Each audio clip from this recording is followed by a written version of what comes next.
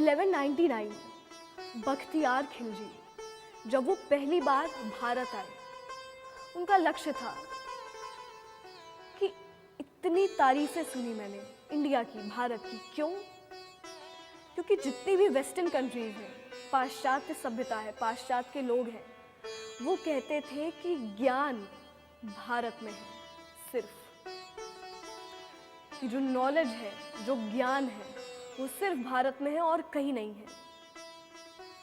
ये बात बख्तियार खिलजी को अच्छी नहीं लगी।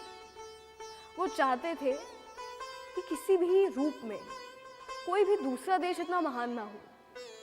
इसलिए वो 1199 में ही हैड इन्वेडेड इंडिया। वो आए और सबसे बड़ी यूनिवर्सिटीज़ में एक, सबसे बड़े विश्वविद्यालयों में एक, नालंदा महाविश्वविद्यालय में उन्होंने आग लगवा दी।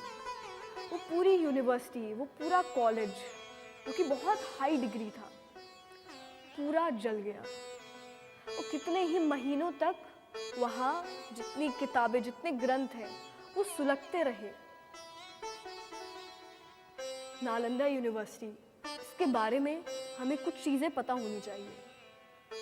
उस वक्त हमारे देश में ऐसे कई यूनिवर्सिटीज़, ऐसे कई महाविश्वविद्यालय थे जो वर्ल्ड वाइड फेमस थे, जिनकी साख पूरी दुनिया में थी। हर जगह लोग यहाँ से, हर जगह के लोग यहाँ आने के लिए प्रयत्नशील थे। वो कोशिश करते थे हम यहाँ से डिग्री लें, यहाँ से पढ़ाई करें। उस समय पर नालंदा, तक्षशिला और उज्जैनी और भी कई, ये वर्ल्ड वाइड फेमस यूनिवर्सिटीज़ थी। इवन अगर बाहर का कोई व्यक्ति आ भी रहा है, उससे पहले संस्कृत का एंट्रेंस एग्ज़ाम देना पड़ता था। वो पूरी यूनिवर्सिटी जल गई।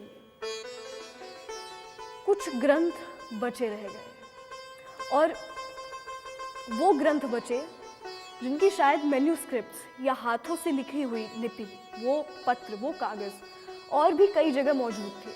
साउथ इंडिया में भी, नदर्न प्लेन्स में भी, ईस्टर्न इंडिया में भी, वेस्टर्न इंडिया में, हर जगह उसकी मैन्यूस्क्रिप्ट्स यानी जो हम हाथों से लिखते हैं, वो मौजूद थे। एक ग्रंथ जिसके साथ कोई छेड़छाड़ नहीं की गई। क्यों नहीं की गई?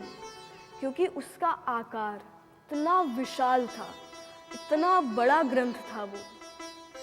उसका साइज देखकर लोग डर जाते थे।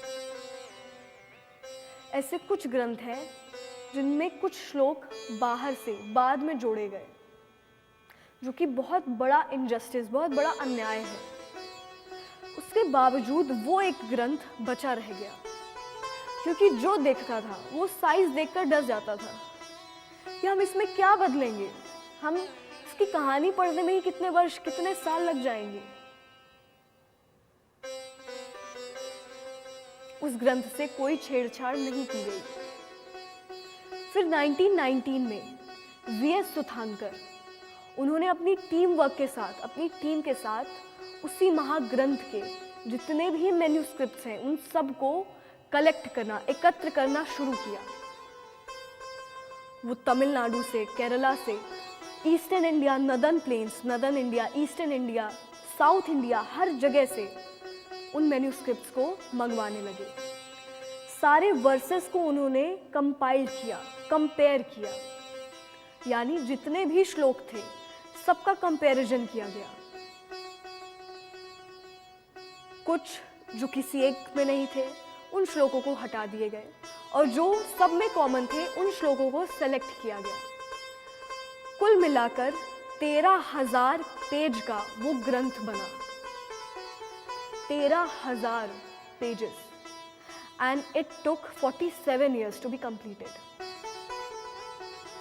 47 साल लग गए उस एक ग्रंथ को बनने में, उसका निर्माण होने में। और जब वो बनकर तैयार हुआ, तब लोगों ने कहा ये दुनिया का सबसे बड़ा काव्य ग्रंथ है, जिसका नाम है महाभारत। सबसे बड़ा ग्रंथ अब तक का, एवर डिस्कवर्ड। वो है महाभारत। अब ये तो हमने सुना कि इस महाभारत को, इससे कहा जाता है critical edition of Mahabharat. You can get this chapter in NCERT of class 12th also. NCERT किताबों में भी महाभारत का सिलेबस है। पर वास्तव में सबसे पहले महाभारत को कैसे लिखाया गया, किसने लिखा? ये बात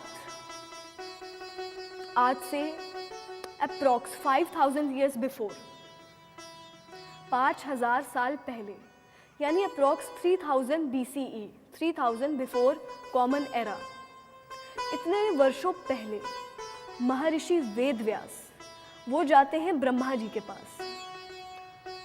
उन्हें कहा एक बहुत बड़ा ग्रंथ जिसे पंचम वेद कहा जाएगा भविष्य में, इसका निर्माण करना है।